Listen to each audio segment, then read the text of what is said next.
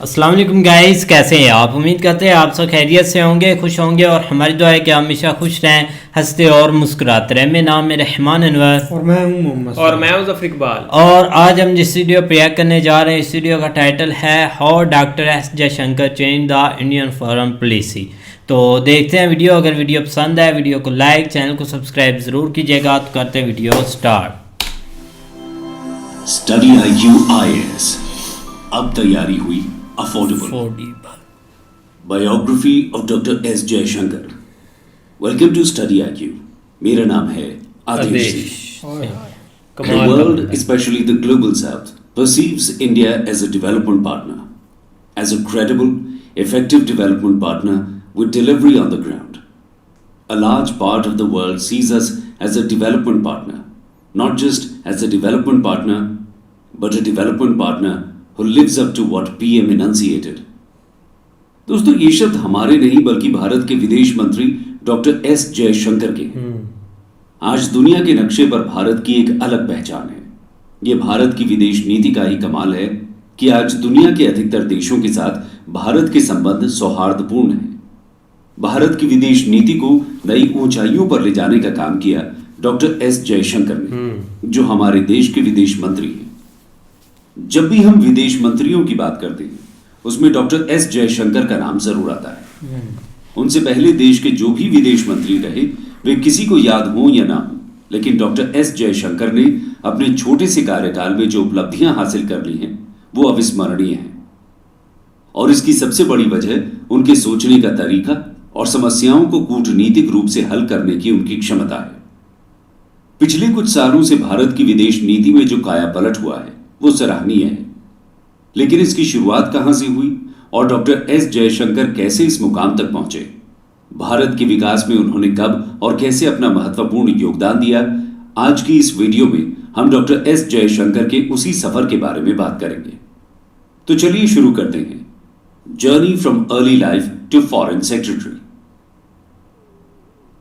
दोस्तों, एक ब्यूरोक्रेट के रूप में प्रसिद्ध डॉक्टर सुब्रमण्यम जयशंकर का जन्म 9 जनवरी 1955 को नई दिल्ली के एक तमिल परिवार में हुआ। उनके पिता स्वर्गीय कृष्ण स्वामी सुब्रमण्यम तिरुचिरापल्ली 1951 IAS बैच के टॉपर थे। दोस्तों, डॉक्टर एस जयशंकर के पिता के सुब्रमण्यम के बारे में बात करें तो वो रणनीतिक मामलों के एनालिस्ट, कमेंटेटर और एक सिविल सर्वेंट थे। भारत में परमाणु हथियार को लेकर नो फर्स्ट यूज पॉलिसी को लाने का श्रेय भी के सुब्रमण्यम को ही दिया जाता है। डॉक्टर एस जयशंकर की माता सुलोचना जयशंकर पॉलिटिकल साइंस में PhD थी। इसके साथ ही वो जानी मानी तमिल भाषा की विद्वान भी थी। इनके एक भाई एस विजय कुमार मनमोहन सिंह की सरकार में खनन मंत्रालय में सचिव थे। इसके अलावा दूसरे भाई संजय सुब्रमण्यम जाने माने इतिहासकार हैं। डॉक्टर एस जयशंकर की शुरुआती पढ़ाई की बात करें तो उनकी स्कूलिंग दिल्ली के सुब्रतो पार्क में स्थित एयरफोर्स स्कूल से हुई।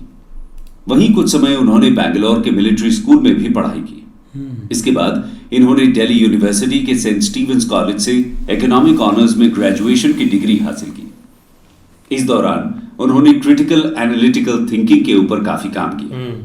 इसके बाद वो मास्टर्स करने के लिए देश की जानी मानी यूनिवर्सिटी जवाहरलाल नेहरू विश्वविद्यालय में जाते, जहां पर उन्होंने पॉलिटिकल साइंस से MA और MPhil की डिग्री ली। इसके बाद उन्होंने इंटरनेशनल रिलेशंस में PhD हासिल की। इसी दौरान वो JNU के फ्री थिंकर नाम के एक ग्रुप से मिले। बता दें कि ये ग्रुप किसी भी पॉलिटिकल पार्टी से जुड़ा हुआ नहीं था। ये एक तरह का फोरम था जहां पर सभी तरह की आइडियोलॉजीज पर बात होती थी। डॉक्टर एस जयशंकर इस ग्रुप से काफी ज्यादा आकर्षित थे, इसीलिए इससे वो कनेक्टेड रहे। डॉक्टर एस जयशंकर अपनी स्टूडेंट लाइफ का एक किस्सा बताते हुए कहते हैं कि ग्रेजुएशन करने के बाद वो IIT दिल्ली में एडमिशन लेने गए थे, लेकिन जब पास ही JNU में भीड़ देखी तो वो वहां पहुंच गए। फिर JNU में एडमिशन ले लिया। डॉक्टर एस जयशंकर के फैमिली बैकग्राउंड और एजुकेशन ने उनकी पर्सनैलिटी को शेप देने में और उनके करियर डेवलपमेंट में काफी बड़ा योगदान दिया। दोस्तों, उनके करियर की बात करें तो साल 1977 में doctor S Jaishankar Indian foreign services में शामिल हो गए। उस समय इंदिरा गांधी द्वारा लगाए गए आपातकाल की लेगेसी के कारण भारत को अंतर्राष्ट्रीय मंचों पर ज्यादा सम्मान नहीं मिल रहा था। भारत वैश्विक मंच पर अपनी बात कहने में संघर्ष कर रहा था। भारत उस समय के लिबरल डेमोक्रेटिक वर्ल्ड ऑर्डर में अपनी विश्वसनीयता का निर्माण कर रहा था और लॉजिकली डिप्लोमैट्स के लिए यह कठिन कार्य था। साल 1979 में डॉक्टर एस जयशंकर की पहली पोस्टिंग होती है। उन्हें तत्कालीन सोवियत यूनियन और आज के रूस की राजधानी मॉस्को में एज अ थर्ड सेक्रेटरी भेजा जाता है। यहीं पर उनका पहला प्रमोशन होता है। वो थर्ड सेक्रेटरी से सेकंड सेक्रेटरी बनाए जाते हैं। मॉस्को में अपने कार्यकाल के दौरान यानी 1981 तक उन्होंने आईआर को लेकर अपनी समझ को और डेवलप किया। उस दौरान चल रहे कोल्ड वॉर में राइवल पार्टीज यानी अमेरिका और रूस के बीच उन्हें बैलेंस बनाने का एक अच्छा एक्सपीरियंस मिला। 1981 में वो दिल्ली वापस आते हैं और यहां पर 1984 तक वो यूएस के पॉलिसी प्लानिंग डिवीजन में काम करते हैं। इसके साथ ही इस दौरान उन्होंने डिप्लोमैट गोपालस्वामी पार्थसारथी के स्पेशल असिस्टेंट के रूप में काम किया।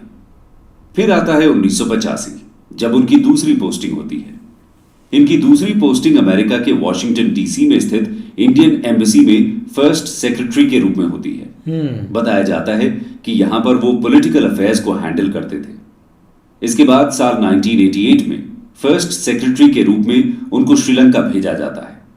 यहां उन्हें इंडियन पीस कीपिंग फोर्स यानी आईपीकेएफ में पॉलिटिकल एडवाइजर के तौर पर एक महत्वपूर्ण जिम्मेदारी सौंपी गई। अच्छा। बता दें कि उस दौरान श्रीलंका और भारत में पॉलिटिकल एस्टैब्लिशमेंट के नैरेटिव्स के बीच मेल न होने के कारण विश्वसनीयता को बड़ा नुकसान हुआ था, जिसको ठीक करने की जिम्मेदारी डॉक्टर एस जयशंकर को दी गई थी। वाह। दोस्तों, इसके बाद साल 1990 से 1995 तक भारत में जो राजनीतिक उथल पुथल मची वो उसके भी साक्षी बने। न केवल काम से बल्कि सरकारों में नेताओं के बर्ताव और सोच से भी उन्होंने काफी कुछ सीखा। 1991 के आर्थिक संकट के दौरान वो बुडापेस्ट में भारतीय मिशन में काउंसलर बने। साल 1996 में डॉक्टर एस जयशंकर को जापान के टोक्यो में स्थित इंडियन एम्बेसी में भेजा जाता है। यहां पर ये डेप्यूटी चीफ ऑफ मिशन के तौर पर नियुक्त होते हैं। बता दें कि ये पोस्ट इंडियन फॉरेन सर्विस के डिप्लोमैटिक मिशंस का सेकंड हाईएस्ट पोस्ट है। यहां पर ये साल 2000 तक कार्य करते रहे। अब तक डॉक्टर एस जयशंकर ने फॉरेन पॉलिसी के क्षेत्र में 2 दशक का वक्त गुजार लिया था। उन्होंने 21वीं सदी के भारत के लिए उपयुक्त विदेश नीति के निर्माण की दिशा में काम करना प्रारंभ कर दिया।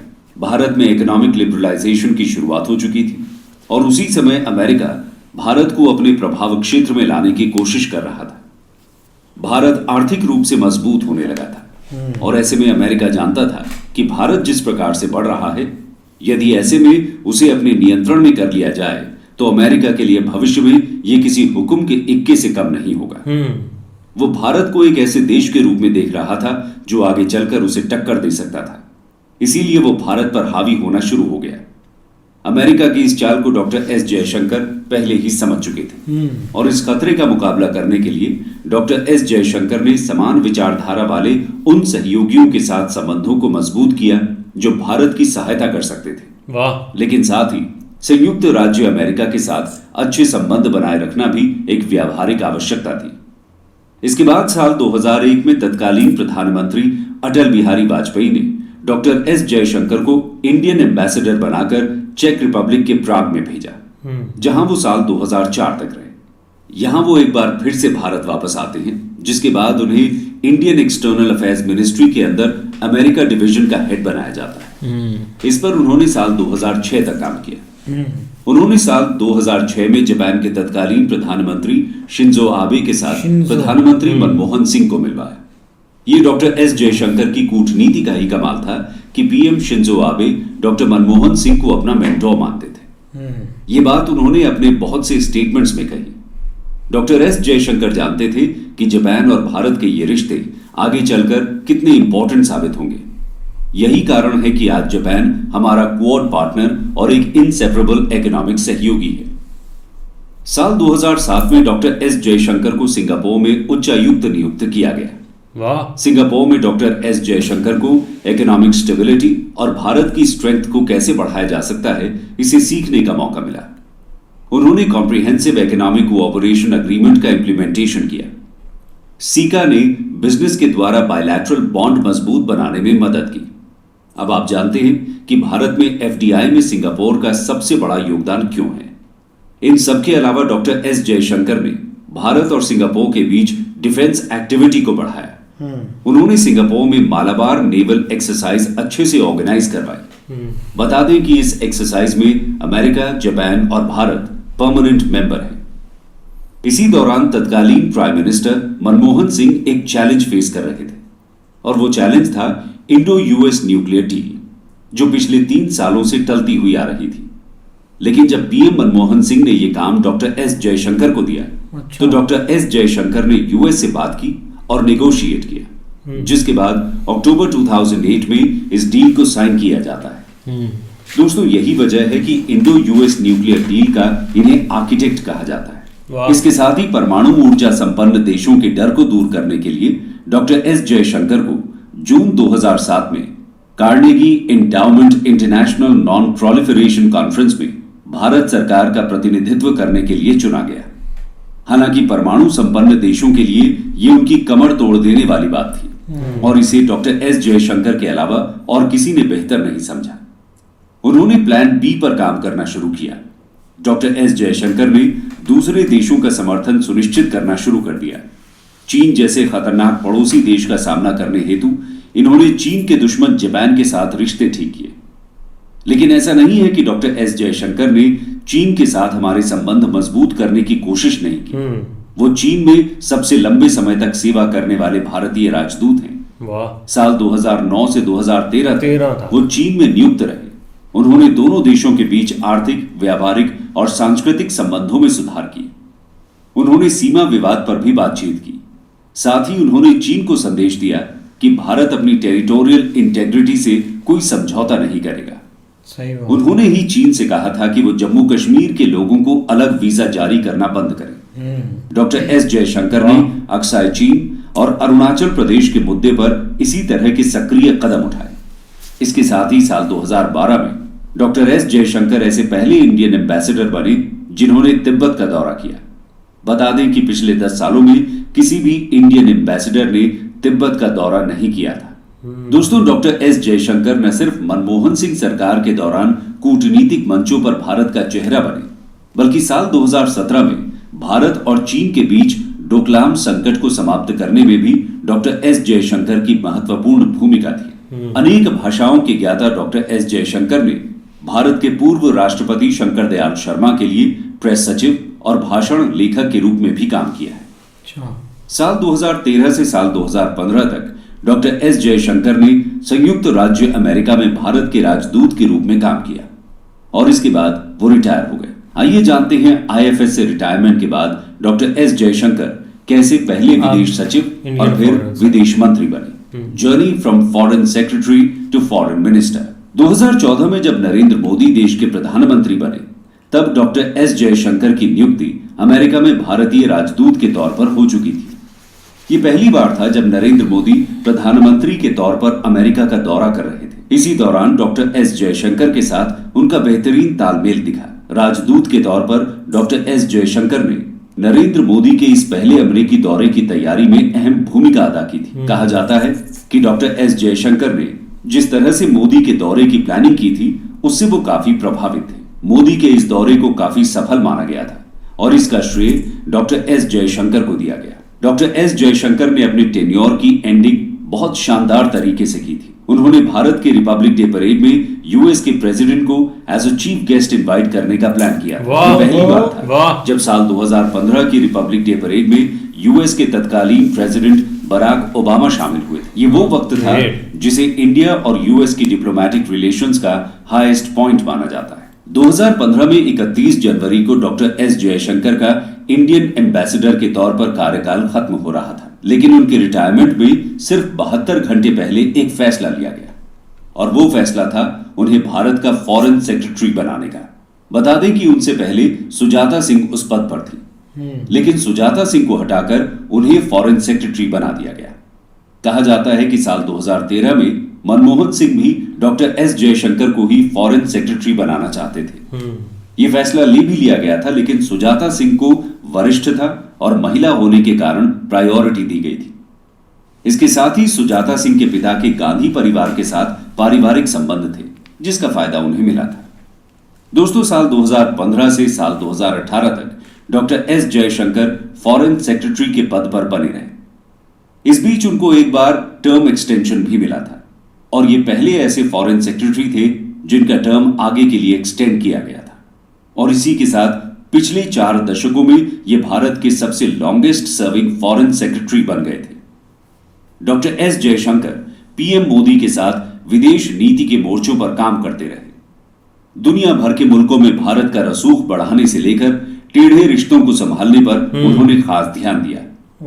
विदेश सचिव रहते हुए डॉक्टर एस जयशंकर ने युवा अधिकारियों को अहम जिम्मेदारियां देने समेत कई ऐसे फैसले लिए जिन्हें उनकी आउट ऑफ बॉक्स सोचने की क्षमता का नमूना कहा जा सकता है। 3 साल के अपने कार्यकाल के दौरान डॉक्टर एस जयशंकर ने महत्वाकांक्षी और दृढ़ भारत के विचार पर आधारित नीतियां बनाई। इसमें संयुक्त अरब अमीरात और इजराइल जैसे पश्चिमी एशियाई देशों तक पहुंच बनाने के अलावा जापान के साथ परमाणु समझौते का रास्ता तैयार करने के साथ डोकलाम को लेकर चीन से कूटनीतिक बातचीत और न्यूक्लियर सप्लायर्स ग्रुप के साथ बेहतर संबंध बनाना शामिल है। बताया जाता है कि संभवतः इसी वजह से विदेश सचिव के तौर पर उनका कार्यकाल 1 साल के लिए बढ़ा दिया गया। इसके अलावा डॉक्टर एस जयशंकर राष्ट्रीय सुरक्षा सलाहकार अजीत डोभाल के साथ बेहतर संबंध बनाने में भी कामयाब हुए थे। उन्होंने अपनी पहचान एक कुशल नेगोशिएटर के रूप में बना ली थी। इसके बाद साल 2018 में रिटायर होने के बाद उन्होंने टाटा ग्रुप में बतौर president of global corporate affairs के रूप में काम किया। साल 2019 में जब नरेंद्र मोदी दोबारा प्रधानमंत्री पद के लिए चुने गए, तब मोदी जी ने अपने रणनीतिक सलाहकार अमित शाह के साथ मिलकर कई दिनों तक चर्चा की। फिर काफी उठापटक के बाद अपनी कैबिनेट का विस्तार किया। पीएम मोदी के दूसरे कार्यकाल में कैबिनेट मंत्रियों की लिस्ट सामने आई। इस लिस्ट में कई नाम चौंकाने वाले आए। इन्हीं नामों में से एक नाम डॉक्टर एस जयशंकर का था। बता दें कि उस दौरान सुषमा स्वराज ने स्वास्थ्य कारणों से मंत्री पद को छोड़ने का फैसला कर लिया था। फिर सवाल उठने लगा कि विदेश मंत्री कौन बनेगा। इस वाइल्ड कार्ड एंट्री के बारे में किसी को अंदाजा भी नहीं था, मगर टीम मोदी में सीधे कैबिनेट मंत्री के तौर पर हुई एंट्री और कई पुराने नेताओं से आगे के पायदान पर उनकी शपथ ने साफ कर दिया कि इस नाम के साथ पीएम की पसंद का खासा वजन भी जुड़ा है। 30 मई को डॉक्टर एस जयशंकर ने विदेश मंत्री पद की शपथ ली और उसके 25 दिन बाद उन्होंने बीजेपी की सदस्यता ले ली। एक इंटरव्यू के दौरान डॉक्टर एस जयशंकर से जब नौकरशाह से कैबिनेट मंत्री बनने के उनके सफर के बारे में पूछा गया, तो उन्होंने प्रधानमंत्री नरेंद्र मोदी के फोन कॉल का जिक्र किया। डॉक्टर एस जयशंकर ने कहा कि पीएम मोदी का फोन मेरे लिए सरप्राइजिंग था। फोन पर नरेंद्र मोदी ने डॉक्टर एस जयशंकर को कहा कि हम आपको नेक्स्ट एक्सटर्नल अफेयर्स मिनिस्टर के रूप में चुनना चाहते हैं। उन्होंने आगे कहा कि इंडिया कभी भी किसी के सब्जुगेशन को नहीं सहने वाला। इंडिया को आत्मनिर्भर बनाना हमारी सबसे बड़ी जिम्मेदारी है। डॉक्टर एस जयशंकर ने यह सुनते ही कहा, we will do it sir. और यहीं से इन दोनों लीडर्स ने ज्यादा बातचीत किए बिना ही एक दूसरे की बात को समझ लिया था। इसलिए कहा जाता है कि ये दोनों एक दूसरे की सोच को जानते हैं। अब वो चाहे रूस यूक्रेन युद्ध पर भारत के स्टैंड लेने की बात हो, कच्चे तेल और गैस की आपूर्ति का मसला हो, या फिर रूस से रक्षा संबंध की चर्चा, उन्होंने हमेशा से अपनी बात खुले तौर पर रखी। ऐसे आप कई उदाहरण देख सकते हैं जहां उन्होंने अपनी बात को साफ साफ बिना डर के रखा है। यूक्रेन वॉर के दौरान भारत के ऊपर कितना प्रेशर था ये किसी से छिपा नहीं, लेकिन इतने प्रेशर में भी डॉक्टर एस जयशंकर ने वेस्ट की हिपोक्रेसी को एक्सपोज करते हुए भारत के ऊपर उठ रहे सवालों का मुंहतोड़ जवाब दिया। उन्हें अक्सर संयुक्त राज्य अमेरिका, चीन और भारत को धमकाने की कोशिश करने वाले किसी भी अन्य भौगोलिक इकाई का मुकाबला करते देखा जा सकता है। कंक्लूजन। तो दोस्तों, ये थे डॉक्टर एस जयशंकर, जिन्होंने हमेशा ही बातों से ज्यादा अपने एक्शन से दुनिया को बताया है कि इंडिया किसी भी मामले में कम नहीं है। वो सबको ये बता चुके हैं कि आज इंडिया को किसी वैलिडेशन की जरूरत नहीं है।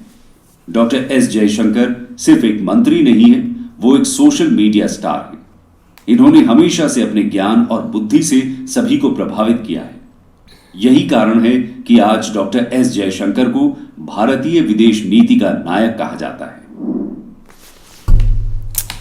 ओए यार क्या बात है यार, यकीन माने बहुत ही एक ना बेस्ट वीडियो हमें देखने को मिली है। एक डॉक्टर एस जयशंकर पर आने से पहले एक उनके एक माता पिता की बात की जाए ना, जो वो एक फर्स्ट नो यूज़ वाला जो एक आइडिया था, जो एक लॉ था ना, वो लेकर उनके एक पिताजी आए थे। और एक उनकी जो माता है वो बहुत बड़ी एक स्कॉलर थी कि जो एक तेलुगु लैंग्वेज की, और उन्होंने एक PhD की हुई थी, क्योंकि माता पिता भी बहुत एक पहुंचे हुए थे। लेकिन जब एक डॉक्टर एस जयशंकर पर आते हैं ना, उनकी एक बायोग्राफी पर या एक उनका एक जो एक गुजरा हुआ वक़्त है, वो एक बहुत बड़े बड़े उनको एक पद दिए गए, लेकिन जो भी उनको एक स्टैंड मिला है एक चीज़ के लिए, तो उन्होंने ना एक हमेशा ही एक फर्स्ट इंडिया रख कर जो भी एक अपनी चीज़ें हैं ना वो आगे रखी हैं, और हर तरह से एक इंडिया को एक भाई आगे लेकर जाने की कोशिश की है। और सबसे ज़्यादा एक जब भी उनको एक चुना गया है, और टोक्यो में जाकर उन्होंने एक लगे थे ना, नहीं देखो ना अभी के एक सिनेरियो में जो मिनिस्टर होता है ना, उसकी आप यही समझ लें कि कोई वैल्यू नहीं होती। लेकिन भाई एक डॉक्टर एस जयशंकर ने बताया कि एक वैल्यू क्या होती है। अगर डॉक्टर एस जयशंकर बोलते हैं ना, तो वो पीछे भाई पूरा एक भारत खड़ा होता है उस बात के पीछे। ये सबसे एक बड़ी बात होती है, क्योंकि अब लोकल होते हैं यार, आप पूरी कंट्री के देख ले, इधर हमारे पाकिस्तान का देख ले, किसी और कंट्री को उठा कर ले ले, तो वो इतनी बात सीरियस नहीं होती, वो ऐसे टोल मटोल भाई बात कर देते हैं। लेकिन इसमें भाई कोई शक नहीं, जो उन्होंने हिपोक्रेसी ये एक वेस्ट की तोड़ी है ना, अभी तक कोई जमा नहीं है, कोई मिनिस्टर नहीं जमा जिसने भाई एक मतलब के जाकर उनको लताड़ा है उधर के। आप जो बने फिरते हैं ना चौधरी, ये आपके भी मसले होते हैं, हमारे भी मसले सेम ही होते हैं, मतलब कि इतना हल्ला जल्ला करने वाली कोई बात नहीं है। वो सबसे इनकी भाई अच्छी बात लगी है, क्योंकि एक बड़ी बड़ी भाई कंट्री ये बात एक वेस्ट को नहीं बोलना चाहते कि नाराज ना हो जाए, लेकिन उन्होंने भाई ये कर दिखाया था। आप देखो ना, एक जब डॉक्टर एस जयशंकर कोई चीज को मतलब बोलते हैं कि आप कर दें, तो PM मोदी जी सोचते भी नहीं है, उन्होंने अमल कर देना भी ठीक है, बंदे ने बोल दिया भाई करो, क्योंकि राइट ही बोला होगा, एक्सपीरियंस है भाई।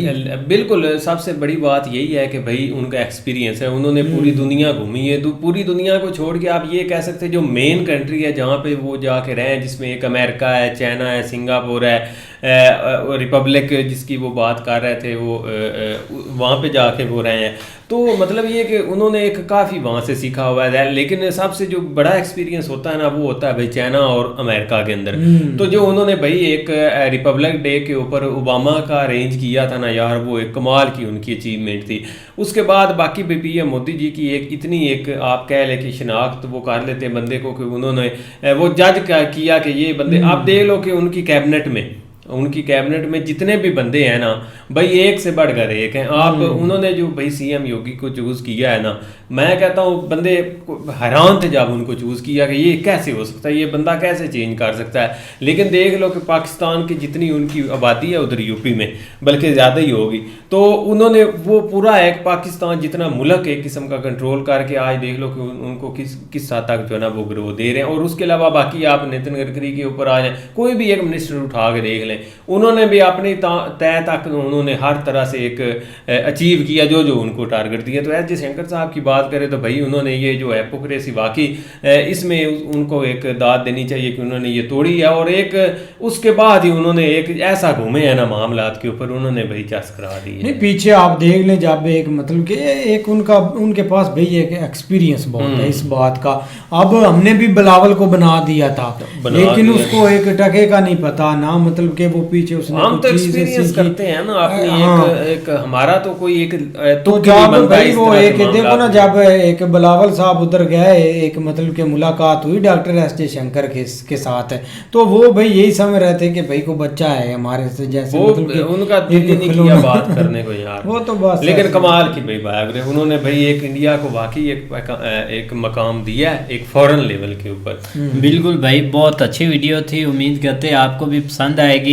अगर पसंद आए वीडियो को लाइक, चैनल को सब्सक्राइब ज़रूर कीजिएगा। मिलते हैं नई वीडियो के साथ, तब तक के लिए अल्लाह हाफिज़।